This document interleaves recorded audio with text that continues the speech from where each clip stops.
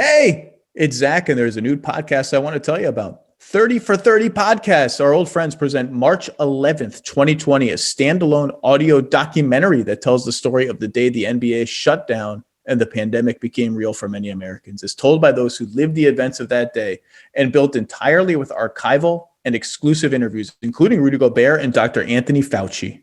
March 11th, 2020 will tell the story of a day that started in one reality and ended in a new one. 30 for 30 podcast presents March 11th, 2020. Subscribe and listen now wherever you get your podcasts. The Lowe Post is brought to you by Goodyear, helping you discover the road ahead. Goodyear, more driven. And now, The Lowe Post. Welcome to The Lowe Post podcast, where it's Tuesday, December 22nd, and the NBA season is starting. That's a thing that's happening somehow. I think the Lakers won the championship about 10 days ago, but the new season must go on. Knock on wood, everyone stays healthy and all of that. And to help us preview it as part of what has become an annual tradition, the one and only, one of the voices of the NBA, a great coach for many years, Jeff Van Gundy. How are you? Doing fine. How are you, Zach? I'm good. Can you believe this? You must feel like you were in the bubble like yesterday. Yeah, I tell you what, I never felt as safe as I felt in the bubble, and I was never so happy to get out of safety and drive home. So, yeah, just happened. What's the drive from Orlando to Houston? It was 17 hours, I think. Yeah. So you got to stop. You got to have an overnight somewhere. No, straight through. Both ways. Wow. Yeah. It was good though. It wasn't, I didn't hit any traffic, and the coming back, remember the hurricane had just struck Louisiana again.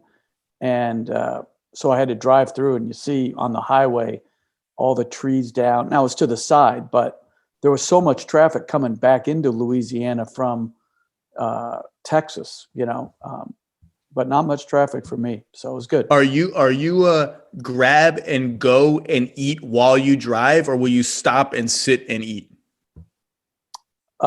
Even in the best of times, I would never think when on a road trip to stop, sit, and eat. I'm like you. I'm like, let's get there. Give me, I got to go pee. Give me a sandwich. I'll eat in the car. Yeah. Fast food, that's what it was made for. So, now the thing you have to, as you get older, is how much caffeine you intake, because that, now you have to go to the bathroom more, which slows you down. But if you don't drink enough caffeine, then you can't stay as alert and awake. So it's a whole process when you get to be as ancient as I am. The people who are like, I want to stop and take a walk and stretch my legs for 45 minutes. I'm like, what are we doing? We have a 12-hour drive. Let's go. Let's make it happen. Yes. And you definitely want to start. I left the bubble. I forgot what time the game ended, but I left the hotel at like 4:30 in the morning.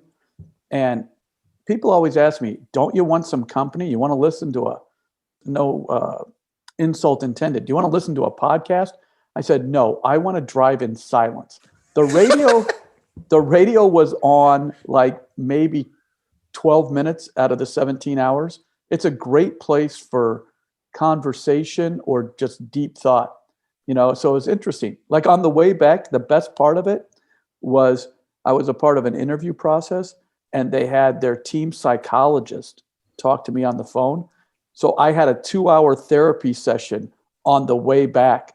It was great. I loved it. If I were that team psychologist, I would have asked you, are you listening to anything in the car? Is there a podcast? And if you had said to me, I prefer 17 hours of dead silence, I would have been like, we gotta go in a different direction here. This isn't going to work out. Maybe that's what happened. You never know. Yeah. But okay. Good about having a therapy session. It was awesome, so it was good. All right. Well, I hope you solve some issues, and let's solve some issues about the NBA season coming up. Yesterday, I posted my annual column where I break the teams into tiers. I like tiers instead of power rankings because I like to try to group teams and differentiate, like, who do I think is a real contender and who do I think is like 9 things have to go perfect for this team to be a contender. And I sent it to you, and I said, don't bother reading this because you're way too smart. You won't learn anything. Just look at the tiers. Tell me what you agree and disagree with, and we'll riff about that. So let's start at the top. You only told me a little bit, which I like. You didn't spoil a lot of the content. Let's start at the very top. I have the Lakers in their own tier as undisputed favorites. Nobody deserves to enter the season in a tier with them. Maybe by the end, somebody like Milwaukee or the Clippers proves worthy of it, but not now. You indicated that you disagree. You don't have the Lakers by themselves. You're not as high, I guess, on the Lakers. Tell me why. It's not being high on the Lakers. Obviously, they're a great team. I think personnel wise, I think everybody would assume they got better. But I think you have to throw Milwaukee in there because not only have they had a run of sustained consistency in the regular season, I think they got better with Holiday, which is to me a superior. Now they have a superior wing defender, which I think matters in the playoffs, and particularly if they get to the finals against James. So I would throw Milwaukee in there, not because LA has dropped, but I think Milwaukee is better equipped to win in the playoffs. I agree with you. They're better equipped to win in the playoffs. I think a lot of people are focusing on, well, their depth isn't as good. I don't know if I trust DJ Augustine or Bobby Portis to play crunch time in the conference finals or whatever. And I get that. I'm just like, the Milwaukee has done the depth thing enough. I want to see, like, give me the elite playoff lineup that you can close games with, where you trust all five guys on offense and on defense. And one of those five guys can handle the ball so Giannis doesn't have to do everything and just run into brick walls. And Holiday gives me a third guy along with Middleton and Giannis that I know I can trust both ends of the floor. Not sure I trust his pull-up shooting when he runs pick and roll with Giannis, which I'd be curious to hear what your thoughts are. I think that has to be an important part of their offense. Giannis's screener. I think they should lean into that a little bit more because, again, it takes you away from the brick wall thing. I don't know who the other two spots in that lineup are, but I agree with you. Holiday, look, they gave up the farm for him. They botched the Bogdanovich thing, didn't get him.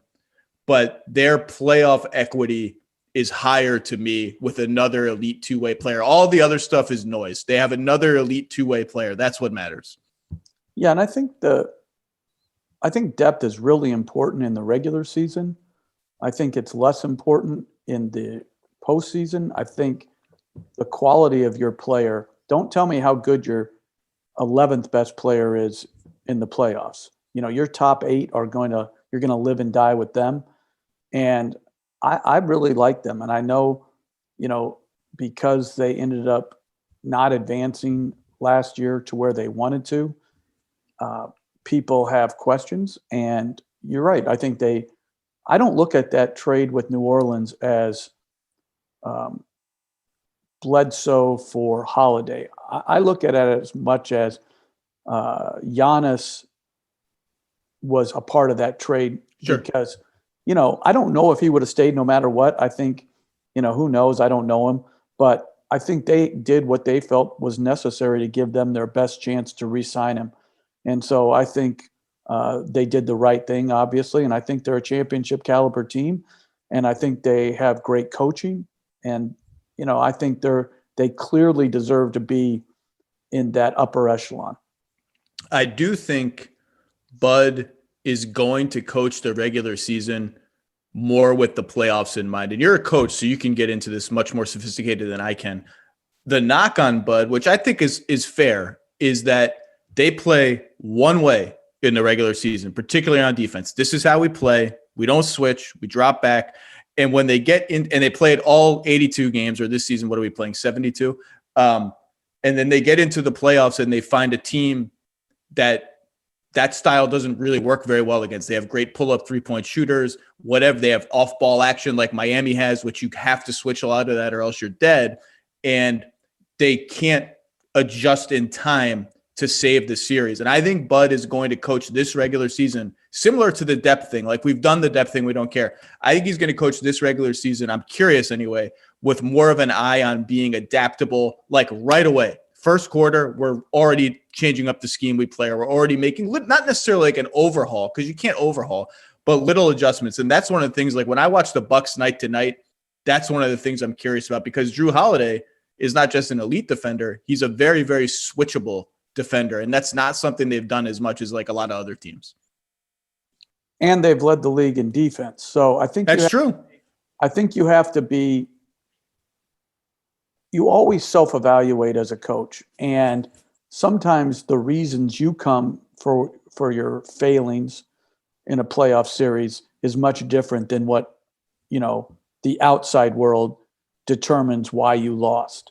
And so I think you have to be very clear-headed in your evaluation. Did we lose because of scheme, or did we lose because of lack of execution, missed open shots? Like all those things, I hear the critiques after a playoff series and what everybody should have done. But if you're constantly changing, you may not be good at anything. And so I think there is a fine line between being adaptable and versatile enough, and then the outside world thinking that switching is the panacea to all great defense, which truly, when you look at the top defensive teams, not one is like the teams that always switch. Like you look at Toronto, why are they good defensively? They scramble, they rotate hard, they close hard, but they help. They like same with Milwaukee. They take away the paint first. These teams that are caught in no man's land where they take away nothing, those are the teams that you worry about. Like people say you got to take away the three. Well, guess what? It's really hard to take away the basket, take away free throws, and take away the three. And what you see Milwaukee was vulnerable to, even in the first round against Orlando. Vucevic hurt him with the pick and pop three. They win game one. And so, like, again, when you're Mike Budenholzer, you're so smart. You've won at such a high level in both Atlanta and Milwaukee. I think you have to drill down to what exactly your thinking is on why you weren't as successful. And I guarantee it's probably not the same as what some outside voices believe your downfall was. And to your point, I had a very smart person in the league who works for a team that is not involved in any of these playoff series. One of the things he did during all the downtime that we had was he went back and watched the Bucks Raptors conference finals from 2019. And the conclusion that he came with, and it's so funny when you watch these series years later, you're just watching it with much clearer eyes. You're not worried about what the story is. What am I going to write? What are the adjustments? It's much clearer to you. And his takeaway was the Bucks lost in part because they adjusted too much, that they were better. He said, I was surprised to see this 2 years later or a year later, whatever it is, when they stuck with their base scheme, with some exceptions here or there, they were actually more successful than when they sort of panicked and switched it up and Toronto really hurt them. And I would like to do that exercise someday myself, because I also think that, look, they lost 4 straight games in that. Did you do that series? We did the East that year, right? No, I don't think so. I don't remember. I don't remember. But they lost 4 games in a row, and that stings. But they were also up 2-0. Game 3 was a double overtime game, and Toronto ended up winning the championship. They're a championship level team. It's a great team. Last year's loss in the bubble is one thing. It was disheartening. They got rolled. They were getting rolled before Giannis turned his ankle in the second round to a team that matched up well against them, but was not at that time considered a threat to win the championship.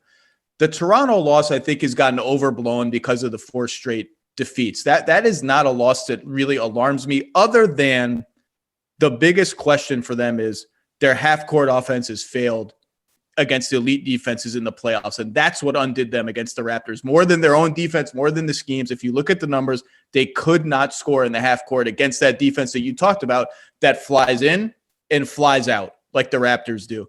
And I think that's where Holiday can hopefully help them. I guess I just kind of need to see it. Like, I think Drew's a good offensive player, not really a great one. And I just think the Lakers, I loved what they did in the offseason. It sounds like you did too. Yeah. Well, going back to the Bucks, though, we always talk about the star player. What do we have to do to surround him, to make it easier for him to sign him? Here, the bottom line of their half-court offense is Giannis has to be better. Like, he has to be better. And yeah, so does everybody else. I'm not trying to take away responsibility from any other player, but if you're going to get 90% of the credit, then you have to take your fair share of the responsibility. And so in the low post, what can he count on? I think one thing that I think they won so easily last year in the regular season that their shot selection at times, the dribble up three by Giannis, right? So I always look at shot selection like, yeah, that's fine, up 22 in the third at home against a bad team. But what if, are we going to take those same shots, tie game, 8 minutes to go in the fourth? The dribble up three by a mediocre three-point shooter. And I think you want to give him the room to expand his game. And at the same time, I think a player has to be sound enough, smart enough to know in a playoff series what's good for him and what's not good for him and the team. And so I think that whole shot selection, how they're going to generate shots in the half court is very interesting. And I think a lot of it comes down to Giannis needs to be better. Well, and you've been on this from the beginning. I was seduced by the idea of Giannis as three-point shooter. I was seduced by, well, if he ever can make threes, it's over. They're going to have to press him out there. And I was wrong, and you were right, because no one is ever guarding him there. It's never going to change. He's never going to get guarded there. And what he really needed to work on was post-game, floater or pull-up, and free throw shooting. And his free throw shooting has collapsed in the playoffs every single year compared to the regular season. And I was wrong, and you were right. Like, the post-game needs to be better, because that's a way where he can serve as a passer and a fulcrum. And I think the reads for him are a little more direct there when the double comes than they are when everything is in flux around him. And just give me the pull-up two. I mean, that's a hard shot. People are like, oh, he just needs to add a pull-up two. I mean, ask Kawhi and KD how hard they had to work to hone that shot. Off the dribble, pull-up, face-up two. That's a really hard shot against great defenses. But a floater, a jump hook, something. I mean, that's what I want to see. And you've been right. You've been right. And I was incorrectly seduced by make him a three-point shooter, and that solves everything. Well, listen, if he can make threes at a high rate, or even an average rate, then it's a great thing for him. But like you said, defensively, no matter what rate he shoots him at, you're not closing any harder or trying to, you're not going to force him to be a driver. There he is absolutely elite. It's the same thing with Ben Simmons, the consternation about him and his shooting or not shooting. It's not going to change how he's ever guarded. Like, he could make a three and you're still closing, 2 steps short. And it's the same thing with Giannis. It's just because you can't take away everything, that elite first step, the length, the whole thing. And it's the same when he goes to his left to right spin. I don't care how much shooting you put around him. That next defender is going to be there on the spin against good defensive teams, because if you're not there, he'll be shooting layups, drawing fouls. So, these are things that, as you say, get analyzed much harsher in the playoffs under the glare of one possession or one quarter making the difference between being deemed successful and unsuccessful. And that's why the regular season, when you win as easily as Milwaukee won last year and the year before that, I don't think it necessarily hardens you to what you're going to face in the playoffs. Well, and the irony of what you're talking about with Giannis and threes is the Bucks defense is based in part on the idea of, if we leave a 35% three-point shooter open, like an okay three-point shooter open from above the break, and he misses, and then he misses again, he's not going to shoot again because he's going to be mentally rattled. He's going to feel like he's been selfish. And that's what teams are going to do to the Bucks and Giannis. Even if he shoots 35% from three, they're just going to leave him open because they know he's not going to shoot it every time. Even if the math says that shot every single time, 100 times per game is, that's optimal, that's analytics and blah, blah, blah. Like, they're not going to shoot it. And the Bucks defense is based on that same idea. If we leave Miles Turner open 10 times in a row, the math says he should keep shooting. He's not. And their offense is going to stall out, and we're going to break them mentally. Basketball is back. And to celebrate the return, DraftKings, the leader in one-day fantasy sports, is giving new players a free shot at a $1 million top prize. If you haven't tried daily fantasy sports, what are you waiting for? Get in on the action now to claim your free shot at a $1 million top prize when using code LOWE, L-O-W-E, my last name, during signup. Playing daily fantasy basketball is simple. Just pick your lineup, stay under the salary cap, and see how your team stacks up against the competition. Feel the sweat like never before. Every dunk, steal, and assist means so much more with the DraftKings daily fantasy lineup. For all you football fans, that's okay too. Even though the regular season is winding down, there's still plenty of action to unfold. With DraftKings, payday comes every day for players. So what are you waiting for? Head to the app now. Download the DraftKings app now and use code LOWE, L-O-W-E, name of this podcast, during signup. This week, DraftKings is putting you in the action with a free shot at a $1 million top prize. That's code LOWE, L-O-W-E, and you can get a free shot at a $1 million top prize only at DraftKings. Minimum $5 deposit required. Eligibility restrictions apply. See DraftKings.com for details. Shell knows that between every tee up, layup, and batter up that you can't wait to catch up with your favorite podcast. So come to Shell and get 3 things done at once. First, fill up with Shell V-Power Nitro Plus to help keep your engine running like new. Then, save up with the Fuel Rewards program and never pay full price for gas again. And finally, snack up. I really do like snacks with in-store rewards to save even more time at the pump. Okay, time to wrap it up. Make the most of the stop you need to make with Shell in engines that continues to use Shell V-Power Nitro Plus Premium Gasoline. See full terms and conditions at fuelrewards.com.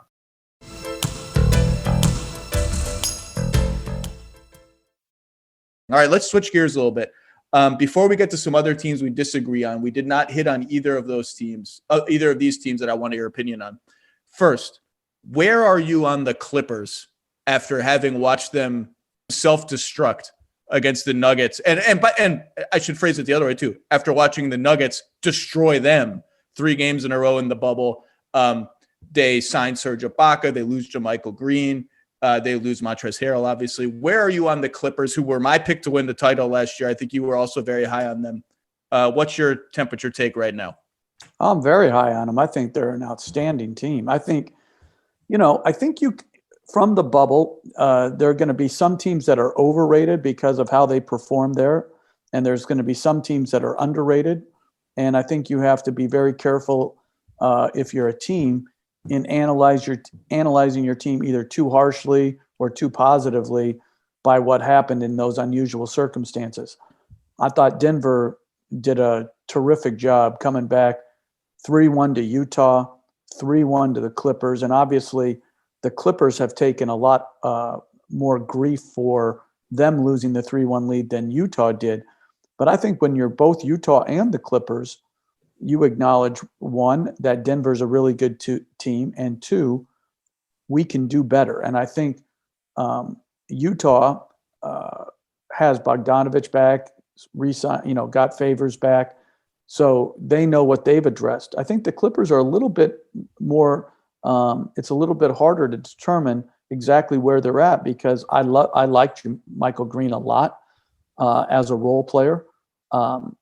And Ibaka, I think, is very good. But Harrell, I think, again, is being judged so harshly on what happened in the postseason. And some people may forget how effective he was in the regular season. So I'm very high in the Clippers. I think the Clippers had the best roster last year. It didn't work for them in the playoffs. But I think they come back as a championship caliber team. And I would be very, very surprised if they're not either in the Western Conference Finals or the Finals. Look, I mean, I was right there with you. I thought they had the best roster in the league last year.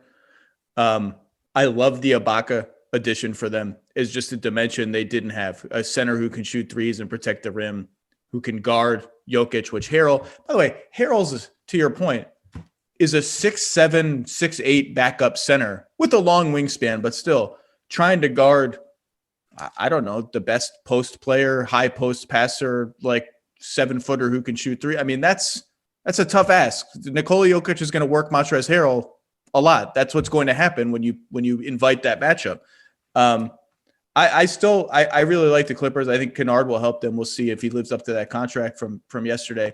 What I'm curious with you is, what was the most Did you ever have a playoff series defeat that was anything like that? Like, what was the most heartbreaking is one thing. Like, there are heartbreaking defeats. You lose a game 7, you lose a game 5 in the first round back when there were game 5. Like, that's heartbreaking. Did you ever have a fall from ahead playoff loss that left you questioning, like, how do we move forward from this? Is this going to break us? Is this going to be something that's part of our, in the back of our heads always? Did you ever have anything like that? Absolutely. I think in 1997, we were up 3-1 to Miami, ended up losing. That's right. When I was with New York. And then in Houston, we got up 2-0 on Dallas and, we took the first 2 on the road and lost 2 close home games and the next 2. So, and I think it's not as much like just the losing. It's what you have to guard against is a loss of belief in it's, you can lose, but you can't lose belief that we can get this right. These are correctable errors. And I think without question, LA, the Clippers had to do a harsh introspection player-wise, like, because you can get away with stuff that, yes, you can. Should you? So, should you as a star player sit out practice, even when you're healthy enough to practice? And I think all those questions you have to ask yourself, like, how does it all work? Because it's not just about what's best for you when you're the best player. It's how it impacts the team and the others around you and what you can get done. Because, the one thing that you heard from the Clippers, well, we just didn't have the chemistry. We weren't together long enough, and they cited their lack of cohesion. And I would say, but a lot of that was you decided to do that. It wasn't based on circumstances. You decided individually and collectively to shortcut the regular season in many ways, and then complain about that lack of chemistry and continuity in the playoffs. And I don't think you can do both. I think, you have to invest in the regular season. That doesn't mean you have to play every game and 42 minutes a game. I'm not saying that. I'm saying you have to invest in the regular season and acknowledge the importance that the regular season has on the playoffs, and that you don't just magically build habits. Habits are built over the course of time. And when you're a team with 2 new, big time players in Leonard and George, there's still work to do. And going back to quoting the great Greg Popovich, you can't skip steps. And I think teams that don't get where they think they should have gotten have to analyze, did we skip steps?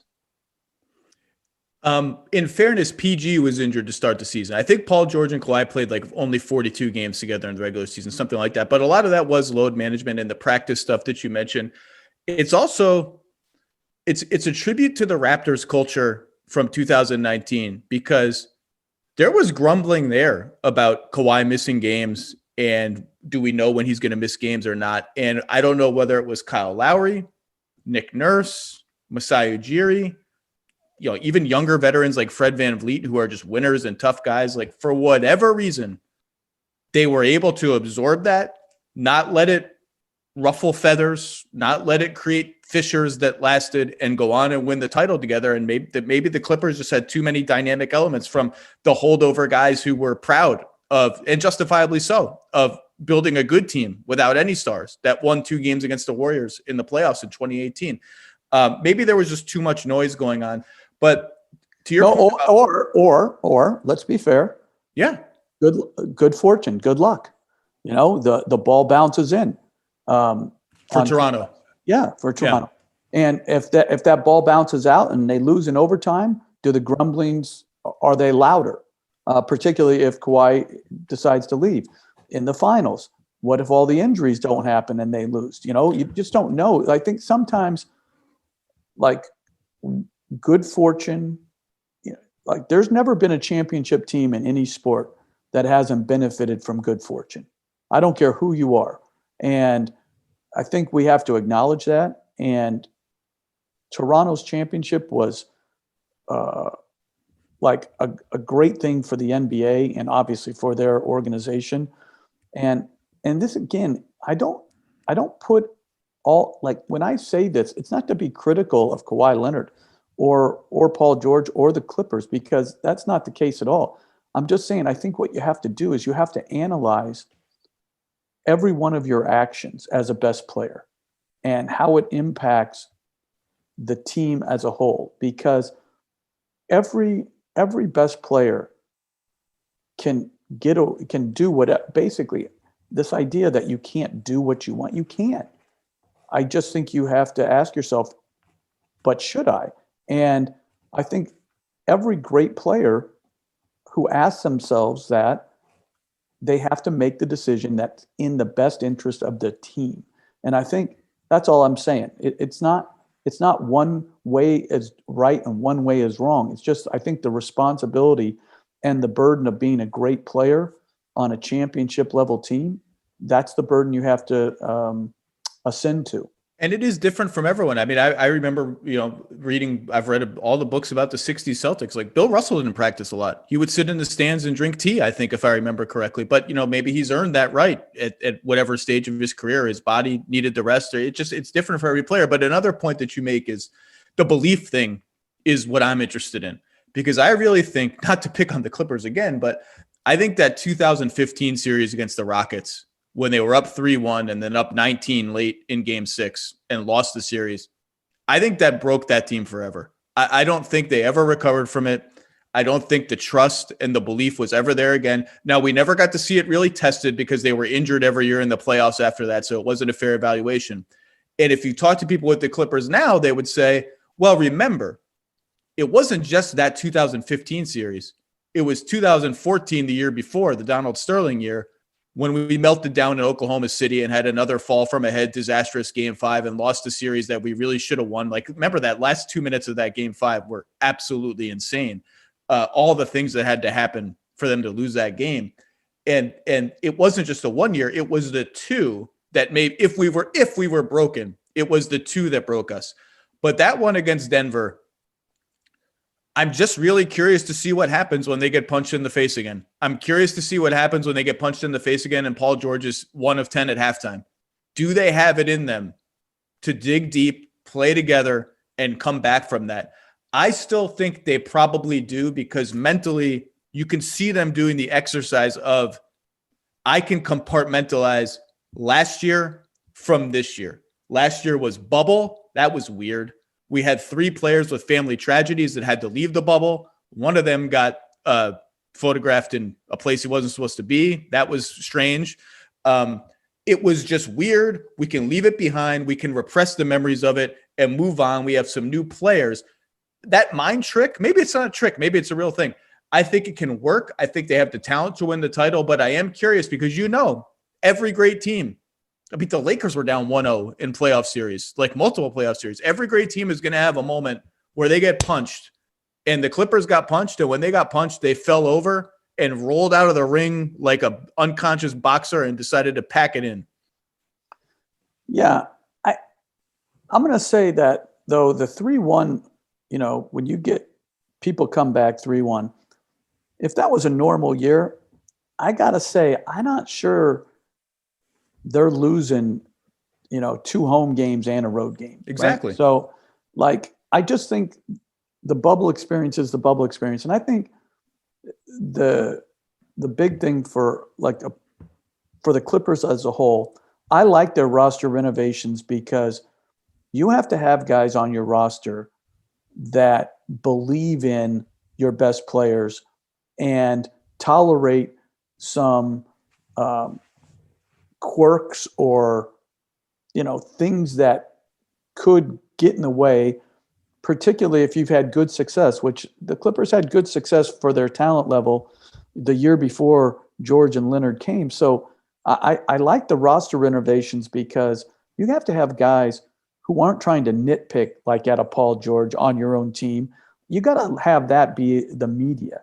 Now, that doesn't mean that Paul George should be above being coached, corrected, challenged, all those things, right, that happen within a team. But there also has to be a belief that, hey, we are so fortunate to have this guy. This guy's a big time player. Like, I hope Paul George hasn't forgotten. He's a great player. Like, he is a great defender. He can shoot it. He can put it on the floor. Like, and I don't think he's in competition with Kawhi Leonard, which is a great sign for their team. So I think he and Leonard just have to make it abundantly clear that they understand their responsibilities. And then the players that are playing with them have to believe as a group, man, we are so fortunate that we have these guys because we have a real shot to win it all. And, you know, I think renovating your roster helps with that. It cleanses your team's palate to have that belief. Now, the flip side is, you mentioned 3-1 is Denver. I have Denver in the inner circle of legitimate challengers to the Lakers, or whatever you want to call it, with Milwaukee, Brooklyn, Miami. We can talk about Miami if you want, and the Clippers. And then I have Utah one tier below that. By the way, no great insult to the Jazz. I think the Jazz are awesome. I just need to see a little more than what Denver showed me coming back from 3-1 twice in the bubble. I feel like you, I don't know where you are on Denver, but I know you're higher on Utah than me, which maybe means you're lower on Denver to me. Do you not see any separation between those teams? Are they all in the same tier to you? Yeah, I love Utah. I think what Utah, you know, again, they were up 3-1, and, you know, hey, Murray and Jokic are the real deal. Like, they got beat, and but I think Bogdanovic's injury, you know, sort of became overlooked once they went up 3-1, and I think Favors coming back is a great piece to add back to Utah. And I think Mike Conley, you know, like, he had an up and down year and played better against Denver. If he's really good again, I think they should be in that Denver tier. And Denver, you know, they lost some good depth. I'm so interested. The one guy I can't wait to watch this year is Campazzo. Because, oh baby, bring me all the Campazzo highlights. Listen, when I was with USA Basketball, we played against him, and I was in a tournament in Argentina, Cordoba, Argentina, where he was in the room right across from me. He is the dirtiest, nastiest competitor on, like, that you could ever have, and he is absolutely. Do I want him on my team? Absolutely. He is tiny. There are things that are going to get in the way. But I'm going to tell you, the thing I love about Sergio Hernandez, like, everybody should watch the Argentinian national team if you love beautiful basketball. That guy's a phenomenal coach. But the way they allow their guards to play with they play with flair, but also fundamentally. I think Campazzo, to me, he's the guy I want to watch. He should already be placed in the rookie. What are they called? They're not having that this year. We don't have it. We don't have it. The Poulan Weed Eater Taco Bell Sprite Rookie Sophomore Challenge. Yeah, could we have that on an outdoor court then? Let's do it. Like some city, so we can watch him, because I love this guy as a competitor. Now, I don't know how he's actually going to play, but that's my most interesting man in the NBA this year. I thought you were going to say he kept his room dirty as well as being a dirty player. You said you were across the hall from him. Now, listen, when you're in these tournaments, right? All four teams were in the same hotel. You ate in the same, ballroom. And so the first day, like, we didn't play them until the finals, but in the first day, we're there like 5 days. I'd make eye contact with him, and he'd make eye contact with me, and we'd, give a greeting. By the time it got to the final, this is what I love about him. The guy we would be walking down the hallway. He wouldn't even look at me. He'd be like staring right through me. This guy is fierce. And, I don't know if you can say a prick on this. So, you can. Yeah, of course you can. What are you talking about? He's an absolute prick. Like, he's going to start in every game. Like every game, he's going to start something. That's his nature. That's how he's become such an outstanding player. But his passing ability, like this guy will come off a pick and roll, nutmeg the 5-man, catch it on the run, and whip a behind the back pass to the weak side corner. And he sees things, and he's been allowed to play with that flair his entire life. He can be fundamental and play with this dramatic flair that I think gets squelched by so many. Coach, I don't smoke. I've actually never smoked. I've taken one drag of a cigarette in my whole life, and it was part of a bet for a girl who still doesn't know that this happened. So this is being revealed on a podcast. So that's it. But what you just described, there are going to be multiple Jokic, Campazzo highlights this year where I'm going to watch them, and I'm just going to have to leave my house and walk around and smoke a cigarette. It sounds like I'm just not going to be able to function for a little while after, like, if they combine on a pass highlight, I'm getting hot under the collar right now. I'm actually surprised that Jokic hasn't tried to take him out in practice, because, Argentina beat Serbia last year in the World Cup. Like, it was like if it happened in like the Olympics, people would be talking about it as one of the great upsets, that we've had. I mean, and they riddled him. And Campazzo was I was at the game scouting it, and he was phenomenal. But the thing I'm going to be interested is, can he adapt and adjust to playing a lesser role? Like, it's not easy when you've always been the guy. Well, think about what we've seen. Juan Carlos Navarro couldn't make the adjustment. Milos Teodosic was here for a second, one of the greatest passers in the history of the world, and couldn't stick in the NBA. It's hard. It is. But the one thing I would say is, even at his size, Campazzo is a nasty defender. Like, he's got great anticipation. You put the ball down, he understands when to attack the ball. He's hard to screen on the pick and roll. Now, you can shoot over him, no question. But different from those two guys, he'll be in a fist fight before he gets embarrassed. He truly is an elite competitor.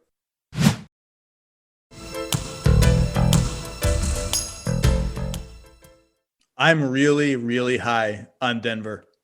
I think the loss of Jeremy Grant matters, but I think it's being overplayed because he looks like the guy who can guard Kawhi Leonard and LeBron James. And in comparison to the rest of Denver's roster, he was, as well as Torrey Craig, although bigger guys can bowl over Torrey Craig a little bit, he was their best option, and he's gone. I get that. I like JaMychal Green. And as a replacement, Will Barton, speaking of absences that were overlooked, Will Barton, his absence was very overlooked. Gary Harris, I think, is going to have a bounce back year. Like, they don't have the apex predator wing defender. Like, nobody has those guys. There's nobody that can guard LeBron James. Andre Iguodala, Kevin Durant, like, those guys have done the best job of it, and they're freaks. You can't find those guys. I think Denver is going to be awesome. And there's been a lot of rumors, and I think they're true, that Houston in the Harden stuff is targeting. I think they're targeting more players than teams. And one of the players that's on their list to target is Michael Porter Jr. I am rooting against that because I think, look, Porter defensively has a long way to go. I will say he looked increasingly not lost as the playoffs went on. Like, once the midpoint of that Utah series passed, he looked not as out of place. He was in generally somewhat the right place at the right time. And we've seen a guy like DeAndre Ayton came in his first year, had no idea what was going on. He's already a solid defender for a big man. Like, you can go from lost to not lost with experience. And I just think Murray, Jokic, Porter has a chance to be so special on offense as three guys, different positions, different skill sets, all complement each other, that I'm rooting for that versus anything else. I want to see Michael Porter Jr. stay on the Nuggets and find a way to coexist with those two guys offensively, because to me, point guard, center, wing who can slide to the 4, I just don't know what you do against those three offensively. Now they have some questions to answer defensively. I think the questions are, people are looking at them as this like clueless bottom 10 defense. I don't think they're going to be that. I think they have the chance to be the best offense in the NBA. And why I like them over Utah, and I'm interested to hear your take on this. And look, these are little teensy gaps. Is you said it right from the beginning. Murray and Jokic, holy cow. Two guys who in the playoffs, when everything slows down, when a top 5 defense is strangling everything you've got, can say, give me the ball and I'm going to make something happen. To have two of those guys is almost like a prerequisite for winning the title. Utah's got one, Donovan Mitchell, and he's spectacular. Oh my God, was he amazing in that series. I'm not sure they have two, but to your point, maybe Conley picking up where he left off before the season was suspended. Bogdanovich, 20-point scorer, does a little bit of everything. And Utah's general sort of flowing offense, maybe that all coalesces to like be that second guy. But I just like the idea of those two guys. They've proven it. Murray has proven it. Jokic has proven it. They are monstrous in the playoffs. And I trust them when the game slows down. Well, I agree with you. I agree with you about how good they are. Were we all saying the same thing down 3-1 in the opening series?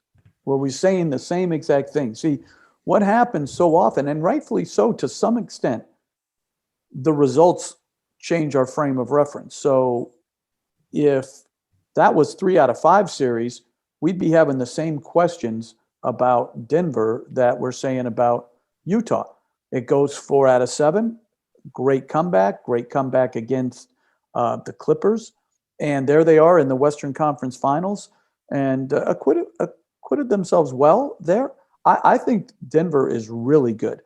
I think offensively, with the passing of Jokic and the two-man actions, the spontaneous two-man actions too, not that you have to call something every time down. Those two, Jokic and Murray, can get into actions that help each other. I think Porter is going to be more of a 4 in their finishing group. And it'll be interesting to me if that's true. Can Gary Harris make enough shots? Can Will Barton accept a role that may not be exactly what he wants?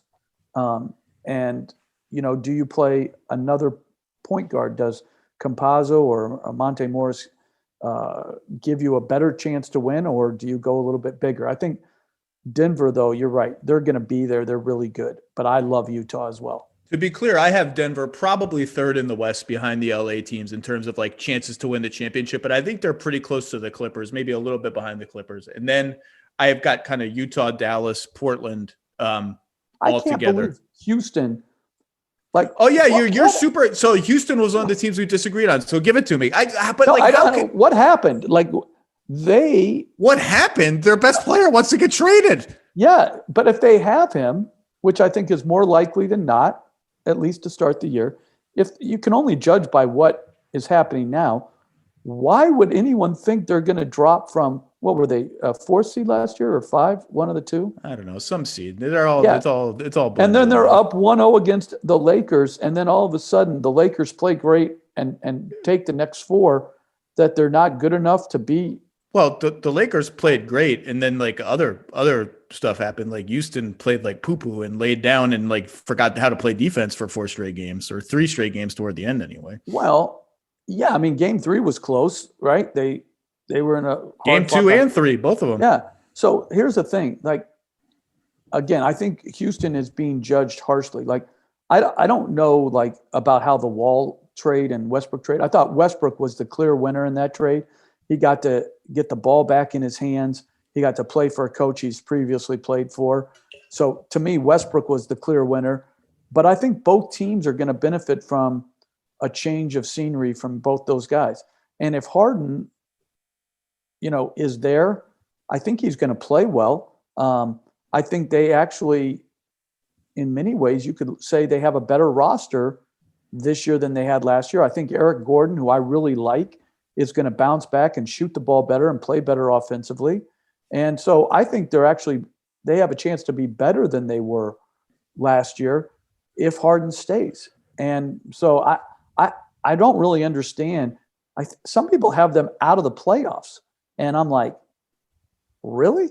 Well, first, the West is good. I have them in Really my play. good. I have them in my play-in tier just because I just listed 5 teams already that I have ahead of them. All those teams I think are really, really good. And Phoenix, I think, or maybe I listed 6 teams. Phoenix is, I think, going to be really good.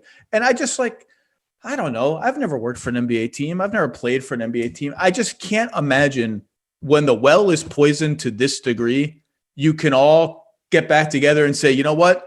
All for one, one for all. Oh God, John Wall's on my team. He hasn't played in 2 years. Like let's really band together. And I guess I'm just kind of betting that they will trade him at some point, in which case they're gone. But to your point, look, PJ Tucker's still here. By the way, he's unhappy too about his contract extension. Christian Wood is the most versatile offensive big man that Harden has ever played with as a screen setter. That pick and roll combination is going to be absolutely lethal. So yeah, they do have, if they get anything out of Cousins, that's a bonus. They do have an upside. I just sort of look at them like, oh, I don't know, whatever. We'll see what happens, I guess. Yeah. And, where, if they're holding out for what, the papers or the media reports say they're holding out for, who could possibly give them all of that? Like, I don't, and still that team that gives all that still be in position to win it. So I'm interested, but I think they're being vastly overrated. And I think underrated. I mean, underrated. Yeah. And I think vastly, I think the amount of dysfunction there may be a lot. I'm not really sure, but I think it's being underrated in other cities. Like there's dysfunction in most every situation. Like tell me a team that's truly happy. Like, PJ Tucker's upset, right? Like, okay, there's a lot of guys that think they should be paid more. Does that mean he's not going to compete hard? I don't think so. Yeah, I think, look, you just mentioned Will Barton. Will Barton's been very open about, I'm a starter. I don't want to come off the bench. I'm not interested in it. Like, I think Denver has very quietly navigated a lot of those tensions, and they've done it well. But the earlier point you made about the Clippers and results, I think it's a failing in the media sometimes that like the bad stuff only comes out after the fact, after you lose, after a player's demanded a trade, after a player's already out the door and plays for another team. All of a sudden, we hear about what a cancer they were and how dysfunctional it was. Like, well, where was that when you were winning 65 games? Amen. Like a lot of that was still there. Amen. And the anonymous sources that crush people, coaches, players, management people, it's easy. It's everybody. It's not, like, to your point, it's not just executives, and it's everybody across the board. It's easy to me. It's also, if you're not careful, it can devolve into cheap shots. And when a person after the fact, I don't care who it is, I think as a media person, you have to be very leery of someone that would point the finger anonymously at somebody else on the way out the door. It would make me as a media person want to question that guy. What's his role in it all?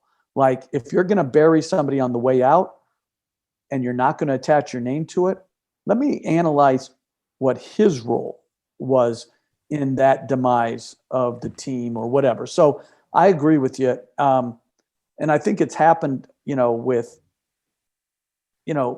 a lot of teams, a lot of people. And frankly, I'm more sensitive when it happens to coaches, but like you said, it's not just coaches at all. Speaking of Harden trade destinations, can the Nets win the championship? Do you believe the Nets belong in that inner circle? Absolutely. They can win the championship. I didn't see Durant in the preseason. I'm just so interested in the sage that Kyrie Irving. I was so distracted by watching the highlights of Kyrie Irving walking around the court with that sage in his hands that I forgot to watch the highlights of that game. But when you look at their talent, how could we possibly come to the conclusion, if Durant and Irving are healthy, both physically and mentally, they're into it, how could we think that they're not good enough? Durant's already been the best player on a championship team. Kyrie Irving's already been the second best player on a championship team. And then the depth that the Nets have, if they have enough shooting around those guys, I really like them. I don't know how you couldn't like them. They're in my inner circle. I think the Nets are going to be awesome. I think in the focus on the soap opera and the Instagram live and this and that, people are just overlooking this team's awesome. And now, and less so now that Durant has played and people have seen him and said, oh, he looks like Kevin Durant, who last we saw him was a 2-time finals MVP who was coming for LeBron's throne as the best player in the world. And I love Steve Nash too. I love, like, again, I don't know how they're working it there. I'm not privy to all that, but I think he was one of the great teammates, besides being a great player, one of the great teammates of all time. And he has a way with people that he can help unify. And I think the biggest job there is to make sure that the best players stay together, that the players that had bigger roles last year stay very much appreciated by both the best players and by the organization. And I think Steve Nash is a great guy to do that. I just think he has a great IQ for people, situations, and I thought it was an inspired choice. Well, in a lot of ways, they're living year one of what the Clippers lived last year. 2 new guys and some holdover guys who are proud of what they've accomplished in bigger roles, except Kevin and Kyrie were around and on the team last season, and Kyrie played a chunk of that season. But to your point, the challenge for the coach and the chemistry is the same. But I'm super high on the Nets. I do think they're a legitimate championship contender. 2 more quick ones. Where are you on the Golden State Warriors? I think Steph Curry could be the MVP. I think his opportunities, because of the ball being in his hands all the time, not having to share it with, Clay and Durant, I think he's going to put up huge, huge numbers. I'd be surprised if they weren't at least in the play-in to the lower tier of playoff teams.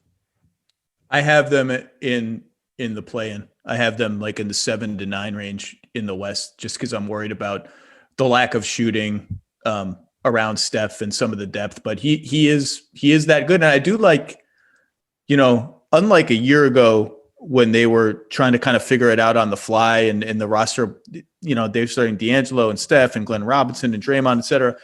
I think this team has an identity that was already made for them that they can lean into. And Steve Kerr has talked about it right off the bat, which is just length, speed, chaos, transition. It's just so much easier when you're not trying to figure out what you are as a team for the first 20 games. And I think last year they were going to have to go through that process before Steph broke his hand, and it was not going well. They were 1-3 and getting destroyed.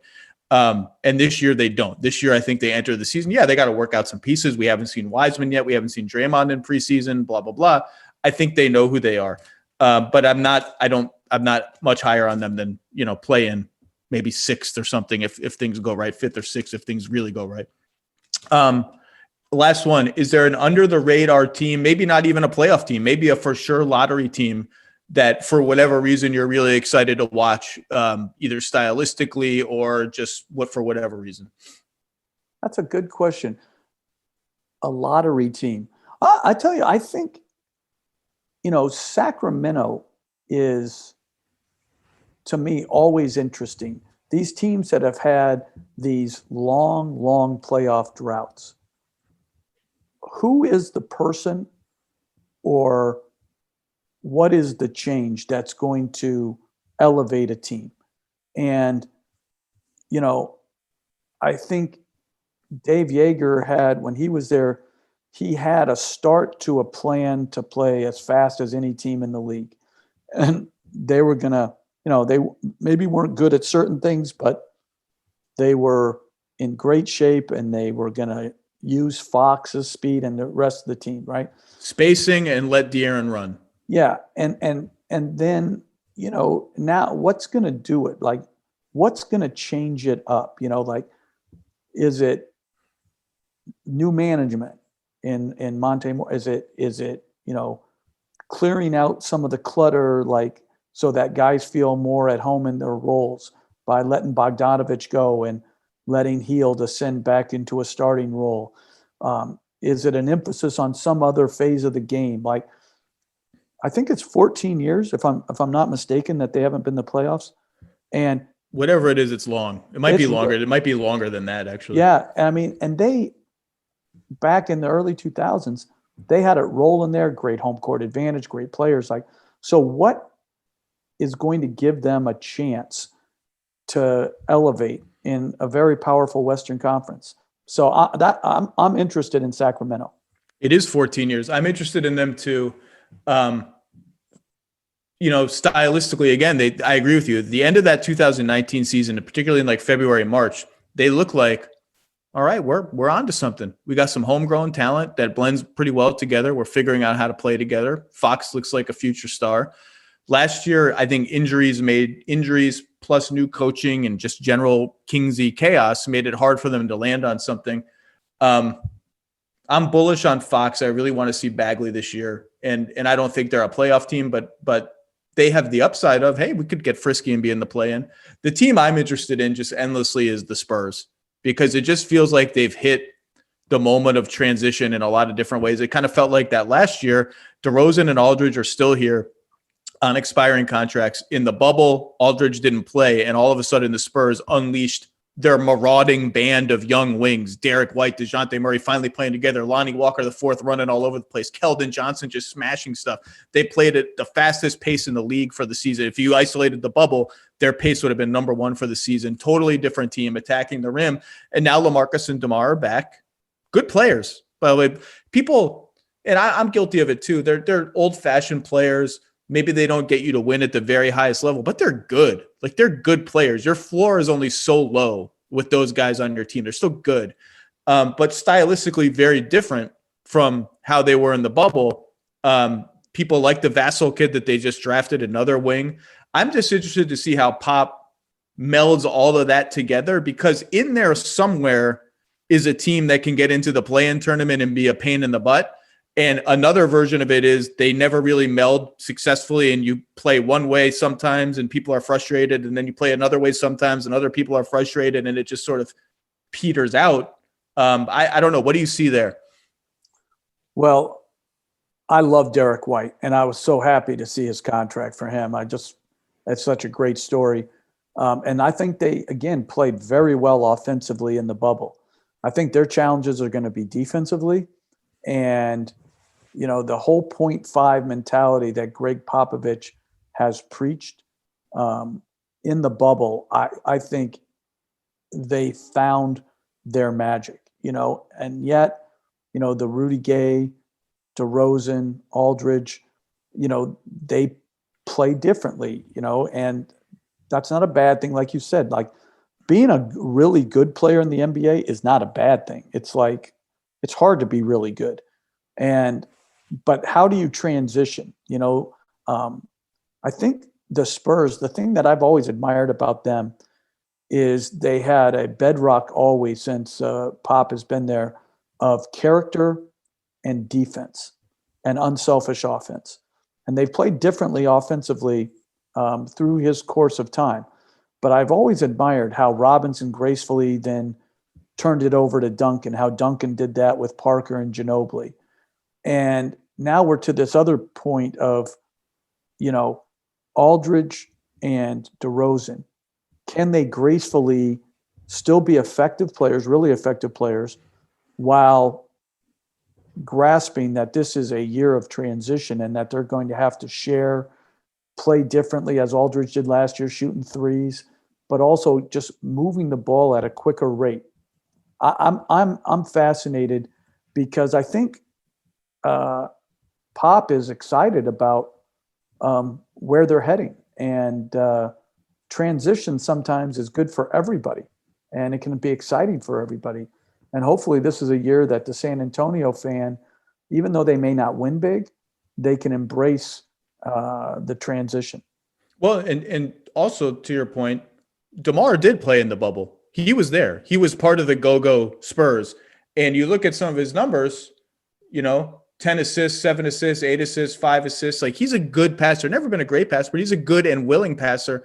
And exactly, Aldridge deciding in the middle of last year, okay, time for me to look at this line on the floor and shoot from behind it because I get an extra point. If he becomes a catch and shoot guy who spaces the floor, that's room. That's all connected with how you turn more of the offense over to these dribble drive guys, because he becomes a catch and shoot threat who's not in the way anymore. How willing is he to play that role instead of give me my 20 touches a game on the left block? Well, last year was, I think, a positive step in that direction. Yeah. And DeRozan, maybe he's a 4-man now. Like, maybe you just play 4 smalls and 1 big, and, Pirtle's okay. And, they've got guys. And again, it's not necessarily, when you say you have them in a play-in game, it's not denigrating San Antonio. It's acknowledging how good the other teams are. And I think that's what gets lost in all of this. The Western Conference, there's only one team, Oklahoma City, that's not playing to be a playoff team this year. And that's it. And everybody else, the other 14, think they should be in the playoffs, or at the very least, be in the play-in. We can all agree, by the way, making the play-in, but not making the top 8, not getting into the playoffs. You don't get to say we made the playoffs this year, right? Can we all agree on that unanimously? Yes. You don't get to say, that's unanimous. I keep seeing, like, does that count as a play? No, you have to get into the playoffs. No, the playoffs are the playoffs. And listen, I was as adamant against the play-in game. I'm sure I'm still not sold on it, but I did love it for the bubble. I'm just not sold on it necessarily for when we get back to normal basketball like this year. If I'm 1 game better than a team through 72 games, should I have to prove it again? But maybe it's great. It was great in the bubble. I thought it led to more inspired play in the bubble. So I'm interested to see how the whole play-in thing works. But a play-in, you're not in the playoffs until you qualify for the playoffs. This should be like written in stone in the NBA, commandments. Except if you're an 8th or 7th seed that gets upset, then I'm giving you the playoff berth because you earned it. And yes, we can't start building in exceptions to this. You're in or you're out. Everything's an exception in life. This is horrible. What a horrible way to end this podcast. No, because you earned it. It was stolen by some made-up tournament that benefits a team that stinks comparatively to you. I feel like Marty Jannetty and Shawn Michaels just kicked me through a glass window out of nowhere. This is a turn for the worse. If you're the 9th or 10th seed, you're not in the playoffs unless you qualify for the playoffs. But if you're a 7th or 8th seed that somehow get upset in the play-in, you're still a playoff team. That's my rule. Wow. This is really taking a turn. All right. Well, you said a phrase a second ago that stuck me, and you said, now that we're back to normal basketball. Boy, I hope that's true. I don't feel like it's true, but I know what you mean. We're back to a regular season. We're not in a bubble. Yeah. We're not. But I just want to conclude by saying, we're having a fun basketball conversation. Please, everyone who's traveling around, everybody in the NBA, everyone who's traveling around, period, don't, if you don't have to, but be safe. Please take care of yourselves. I'm going to cross everything I have and knock on all the wood in my house that we get through this NBA season safe and healthy. And that includes you, Coach, because you're going to be traveling here and there too. So let's remember what is actually important. And as always, your insight is second to none. And I appreciate you coming on. Happy holidays.